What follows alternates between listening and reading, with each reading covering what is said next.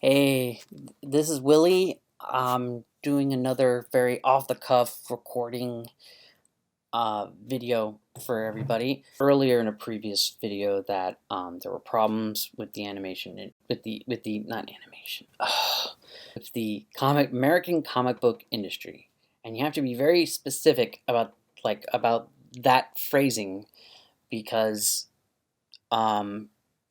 you'll get why.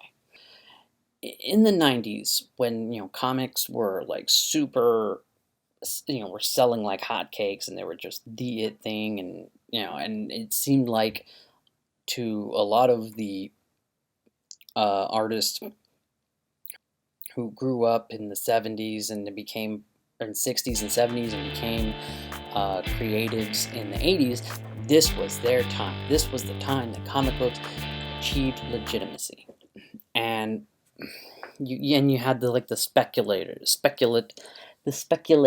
market. And I know there's a lot of people who they talk about that. You can find that, and a lot of those practices we still do today, and they're dumb practices. And for example, variant covers is dumb. It's a it's a completely useless thing. And the next is I forget what it's called. It's like buyback.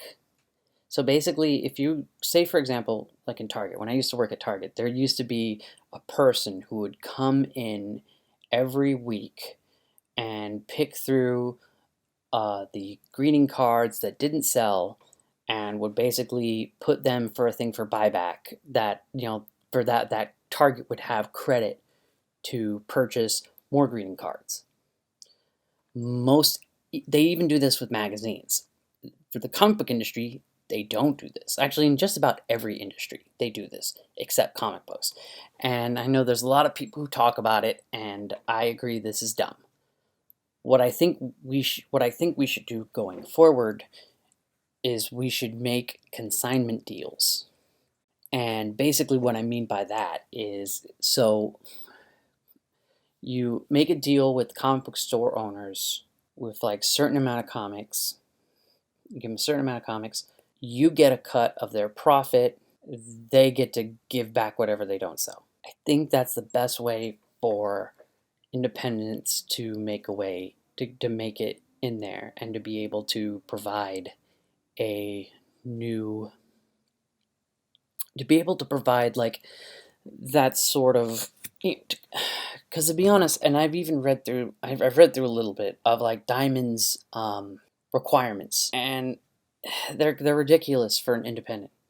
There you have to have like at least 5 titles within your lineup to even be considered. They basically tell you is like, take a hike if you don't have it.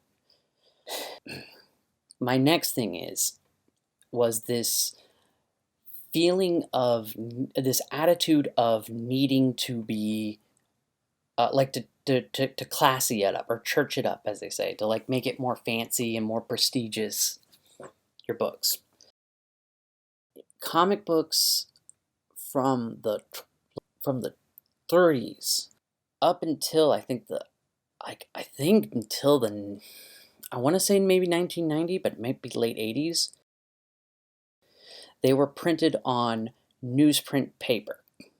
They're extremely dirt cheap, and it's Alterna Comics kind of was bold enough to just basically be like, to basically do this too, and that's why they're able to sell comic books that are $1.50.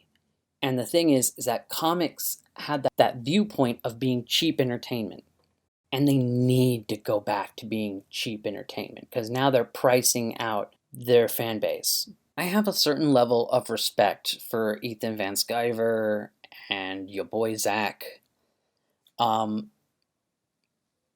because okay, they're trying to make the industry a better industry,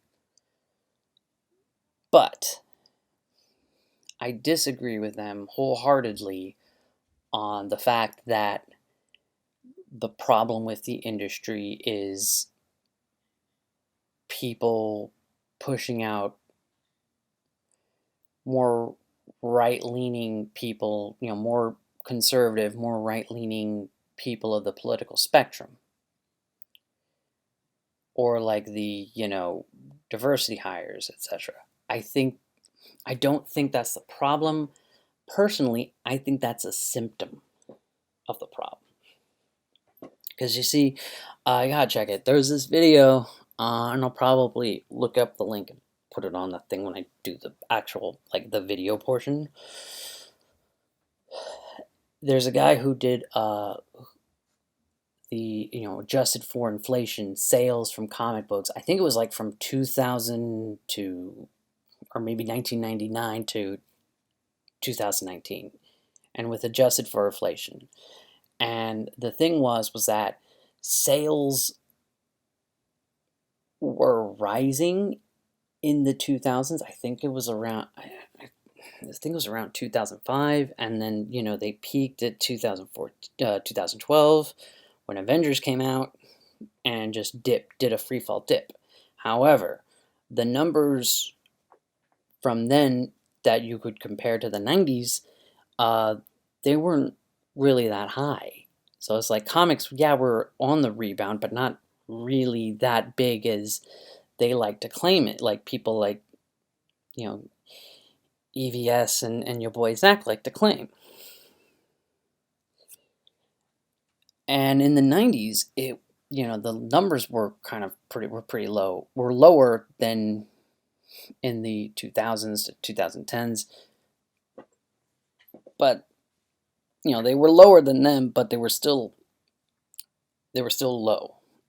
And the thing is, that's because the comic book industry never really recovered from the crash in I want to say 93, 94.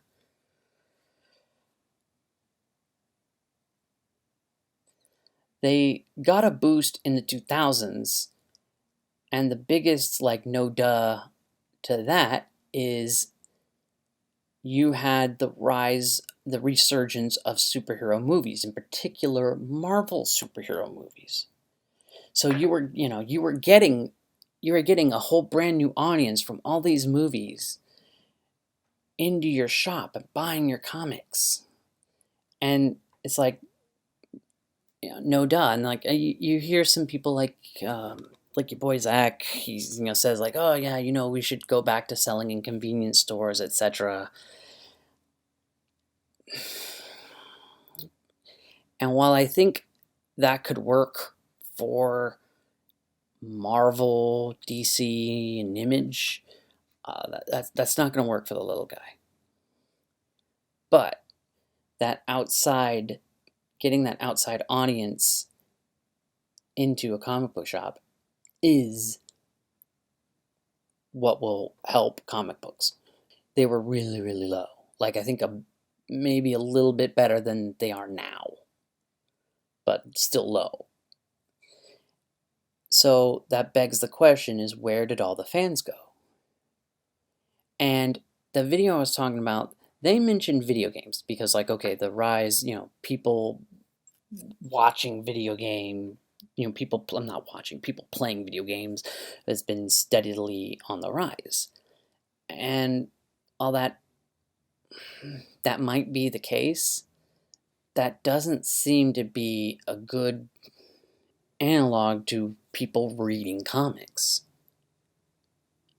But there is something that is closer to, kids reading American comics that had grown in popularity in the late 90s to the 2000s, and that is manga, Japanese comics.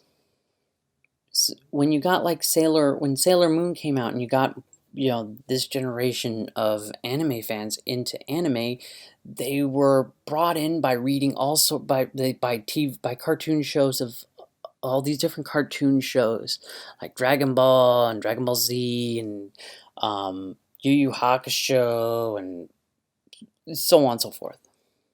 And then they, pick up the manga and they read the manga. People who read mangas, they're still reading books, like physical copy books. You go to an anime convention and you will find a shit ton of trade paperback mangas. So that's a more likely reason of where the fans have gone. They've gone to reading manga. And the thing is, manga has a lot of advantages over American comics. For one, the subject matter is very diverse. They have horror, they have romance, they have fantasy, they have action adventure, they have film noir, they have anything that you're interested in, there's a manga for it. American comics, not so much.